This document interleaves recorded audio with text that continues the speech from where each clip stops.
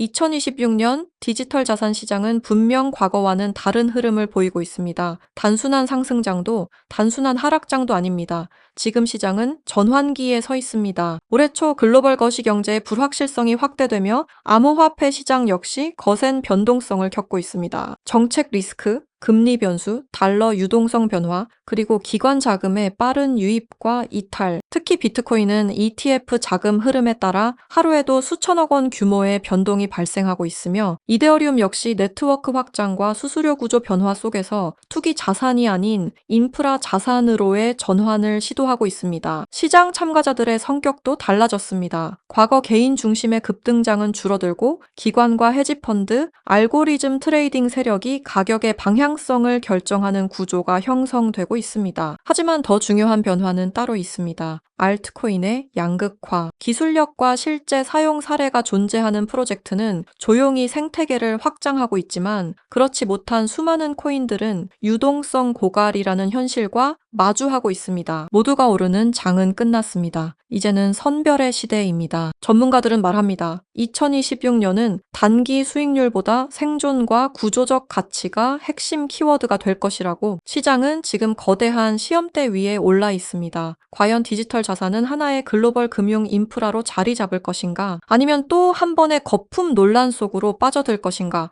분명한 사실은 하나입니다. 지금 이 순간 2026년의 코인 시장은 단순한 가격 변동 이상의 의미를 담고 있다는 점입니다. 이 변화의 흐름을 읽는 자만이 다음 사이클을 준비할 수 있습니다. 그리고 이 중심에서 파이코인의 흐름이 엄청나게 변화하고 있습니다. 파이코인을 오랫동안 지켜봐 오신 분들이라면 아마 비슷한 감정을 느끼고 계실 겁니다. 너무 오래 걸렸고 너무 조용했고 그래서 많은 분들이 떠났습니다. 하지만 시장에서 항상 가장 큰 움직임은 사람들이 포기한 뒤에 시작됐습니다. 파이코인은 그동안 오르지 않았던 게 아니라 의도적으로 움직이지 않았습니다. 채굴은 끝났고 사람은 걸러졌고 물량은 묶였고 사용자는 남았습니다. 이 과정이 없었다면 파이는 한 번 크게 올랐다가 조용히 사라질 코인이었을 겁니다. 지금 파이의 상태를 보면 이상할 정도로 정제돼 있습니다. 가격은 움직이지 않고 특별한 이슈 또한 없는 상태입니다. 하지만 시장 내부에서는 쓸 수 있는 코인, 움직일 수 있는 구조, 통제 가능한 유통이 차분하게 자리 잡아가고 있습니다. 이 시점에서 중요한 건 얼마나 올랐느냐가 아니라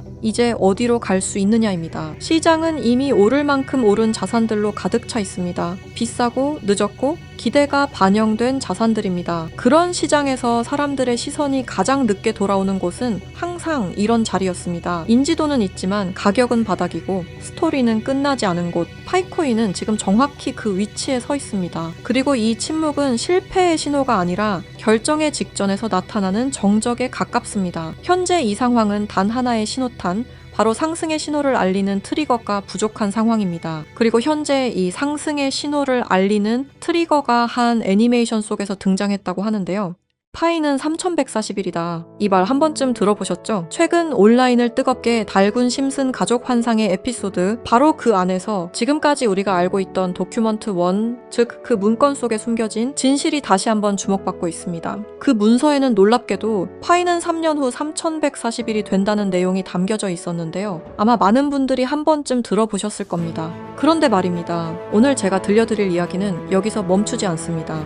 지금부터는 아직 공개되지 않았던 도큐먼트 2페이지와 3페이지, 즉 비밀리에 감춰있던 그 문건의 내용을 함께 보실 텐데요. 그 안에는 단순한 숫자를 넘어 파이의 미래와 3년 후 상장될 거래소의 이름까지 상세하게 기록되어 있었습니다. 과연 이 모든 게 우연일까요? 아니면 철저히 계획된 예언일까요? 그럼 거두절미하고 영상 지금 바로 시작하겠습니다. 1990년부터 지금까지 미국 애니메이션의 전설 심슨 가족, 웃음을 주던 이 노란 가족이 수많은 예언을 적중시키고 현재는 예언 만화라고 불리고 있는데요. 이미 대중들에게는 신기하면서도 한편으로는 사기꾼들의 허황된 소리다, 그저 운이 좋아서 맞췄다라며 비판 아닌 비판을 이어가고 있는데요.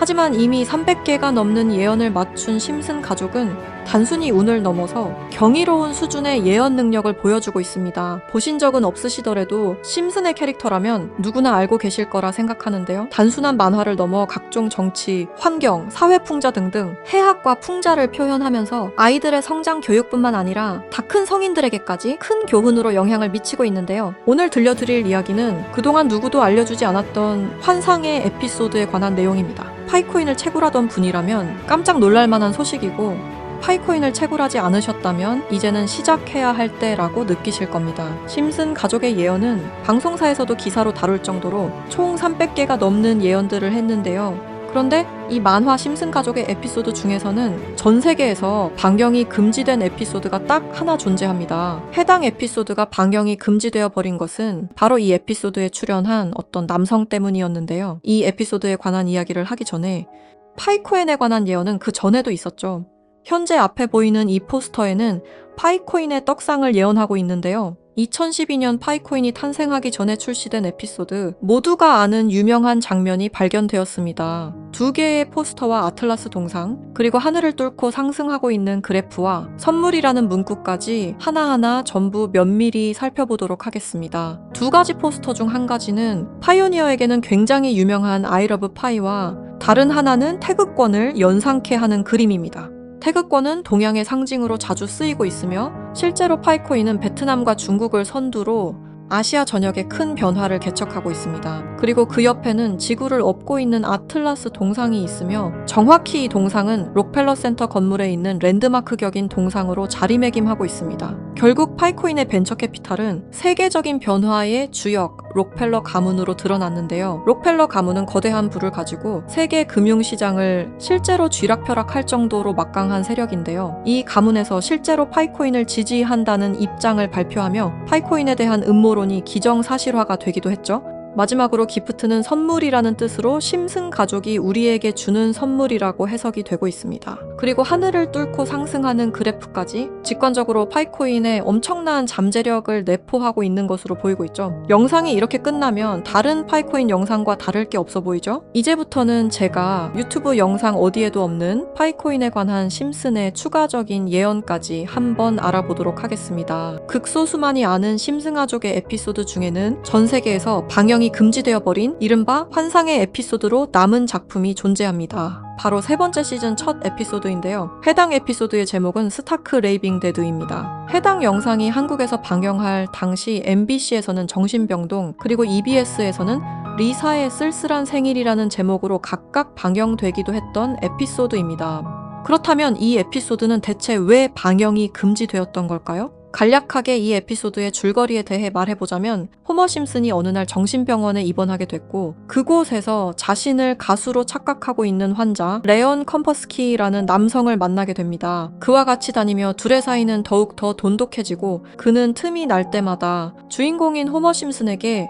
파이는 3.14가 아닌 3년 뒤에는 3.141로 정의될 것이라며 수차례 반복하며 말하는 장면이 포함되어 있습니다. 이러한 말에 호머 심슨은 세뇌되며 그의 문장을 지속적으로 말하고 다니는데요. 추후 정신병원에서 퇴원한 레온 컴퍼스키를 자신의 집까지 데려오게 되는데 하지만 이 에피소드는 바로 이 레온 컴퍼스키라는 남자 때문에 방영이 금지되었습니다. 이 레온 컴퍼스키 캐릭터는 자신이 가수라고 말하고 다니며 실제로 노래를 불렀는데요. 바로 이 노래를 부른 인물이 마이클 잭슨이라는 점 때문이었습니다. 실제로 그는 에피소드에서 자신을 마이클 잭슨이라고 말하고 다니며 노래를 부르고 춤을 추기도 합니다. 여기서 문제는 그가 에피소드에 등장하는 동안 실제로 마이클 잭슨과 너무 똑같은 목소리를 냈다는 겁니다. 그의 노래를 한번 들어보도록 하겠습니다. Billie Jean is not my lover.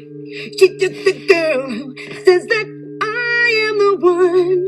여러분 잘 들으셨나요? 여러분들은 어떨지 모르겠지만 적어도 제가 듣기로는 실제로 마이클 잭슨이 부른 것 같은 느낌을 받았는데요. 똑같은 목소리와 창법을 흉내내며 호머 심슨에게는 파이는 3.141이라며 에피소드 내에 틈틈이 계속해서 언급했습니다. 하지만 당시 세계적인 팝의 황제 마이클 잭슨이 참여했다는 이유로 이 3.141이라는 숫자는 세상에 묻히게 됩니다. 몇 년 후에 심슨의 총 제작을 맡고 있는 맷 그로닝마저도 레온 컴퍼스키는 마이클 잭슨이 맞다고 하였는데요.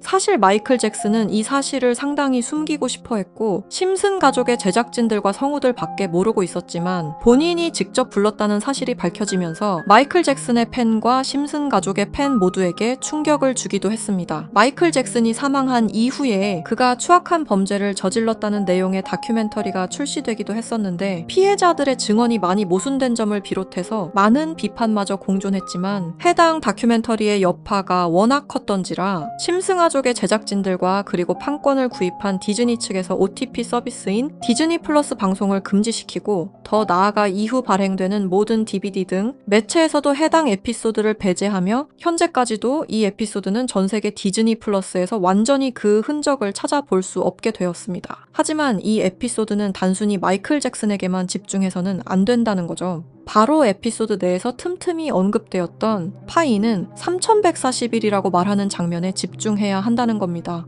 그 중에서 바트 심슨이 발견한 라이언 컴퍼스키의 책에서는 이러한 내용이 있었는데요. 만약 당신이 3년 동안 기다린다면 밀파이당 가격은 3141달러가 될 것이다. 이렇게 적혀 있었습니다. 또 하나 충격적인 예언은 2022년 HTX 거래소가 파이코인을 도둑 상장한 것 또한 예언되어 있었으며 그리고 그곳에는 가짜 이렇게 적혀 있었습니다. 다음 내용은 더욱더 충격적인데요.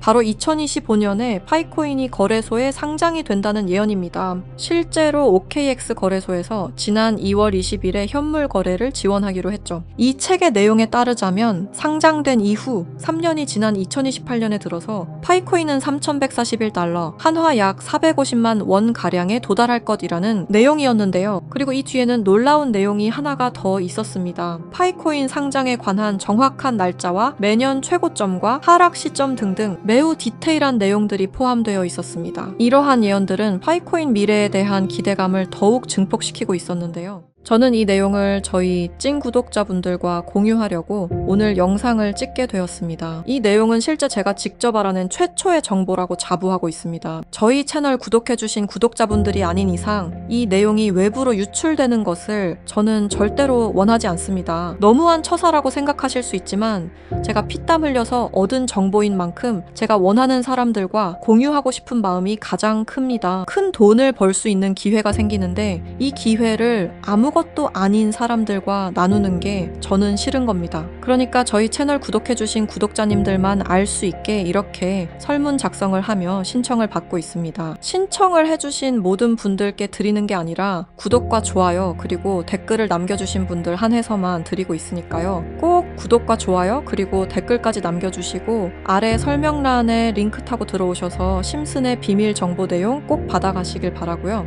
제출 버튼까지 눌러주셔야 저희가 확인이 가능하니까 제출 버튼까지 꼭 눌러주시기 바랍니다. 만약 진짜로 3년 뒤에 이 거래소에 상장이 되고 누구보다 빠르게 먼저 이 정보를 알고 있다면 7조 원을 벌어들였던 시바이누 부자처럼 우리도 부자가 될 수 있는 길을 알게 되는 거라 생각하는데요. 진짜 부자가 되고 싶으신 분들, 더 이상 돈 때문에 구질구질하게 살기 싫으신 분들 이 기회 놓치지 마시길 바랍니다. 오늘 영상은 여러분들에게 희망찬 영상이 되었으면 좋겠다는 마음으로 알차고 꼼꼼하게 구성했으니까요. 다음 영상도 많이 시청해 주셨으면 좋겠습니다. 시청해 주셔서 감사합니다.